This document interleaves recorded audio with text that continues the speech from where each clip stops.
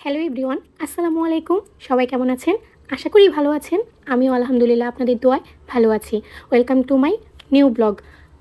দেখতে পাচ্ছেন এখানে একটা পাতিলাতে কিছু পরিমাপে পেঁয়াজ দিয়ে তেলের মধ্যে ভালোভাবে পেঁয়াজগুলো ভেজে নিচ্ছি এবং পেঁয়াজগুলো যখন লাল লাল হয়ে আসবে তখন এতে আগে থেকে ধুয়ে রাখা গুঁড়ো চাল দিয়ে দিব। দিয়ে দেন আবার কিছুক্ষণ নেড়ে চেড়ে তাতে আদা পেস্ট, জিরে পেস্ট, লবণ, হলুদ সব কিছু মশলা অ্যাড করে দিব। ও বাই দ্য ওয়ে, আজকে রান্না করছি কি সেটাই তো, আজকে রান্না করছি খিচুড়ি। অবশ্যই থাম্বনেল দেখে বুঝতে পেরেছেন।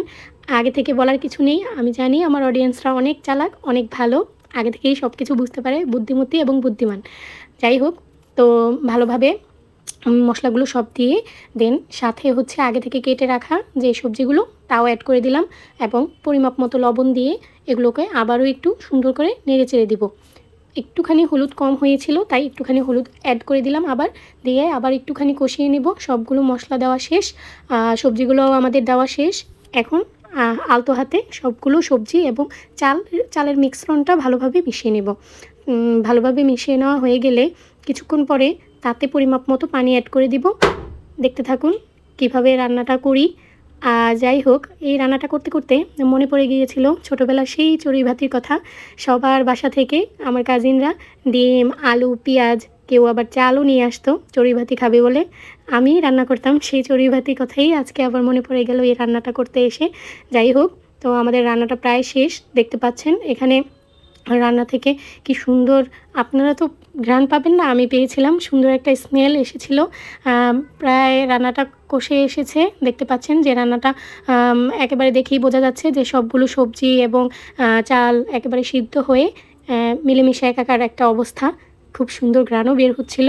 যাই হোক, এক পর্যায়ে আমার রান্নাটা প্রায় সেদ্ধ হয়ে গেছে, দেখেই বোঝা যাচ্ছে। বাট কিছু কিছু সবজি এখনও হয়নি, যার জন্য আরেকটু সেদ্ধ করা লাগবে। এটা আপনারা রান্না করার সময় বুঝে নেবেন যে হয়েছে কি না, নামাতে পারবেন কি না, কারণ কিছু কিছু সবজি কাঁচা রয়ে গেলে সেটা খেতে ভালো লাগে না। যাই হোক, প্রায় রান্নাটা আমার কমপ্লিট, সেদ্ধ হয়ে গেছে। তাই এটাকে সাইডে রেখে দিব। রেখে দিয়ে দেন বাগার দেওয়ার প্রিপারেশনটা করে নিব। বাগার দিব আমি আজকে রসুন দিয়ে বাগার দিব না। লেটকা খিচুড়ি অবশ্য রসুন দিয়ে বাগার দিলেই বেশি ভালো হয়, কিন্তু আমি আজকে পেঁয়াজ দিয়ে বাগার দিব, কারণ আমার শাশুড়ি মা উনি রসুনটা একটু কম পছন্দ করে, অ্যাভয়েড করে।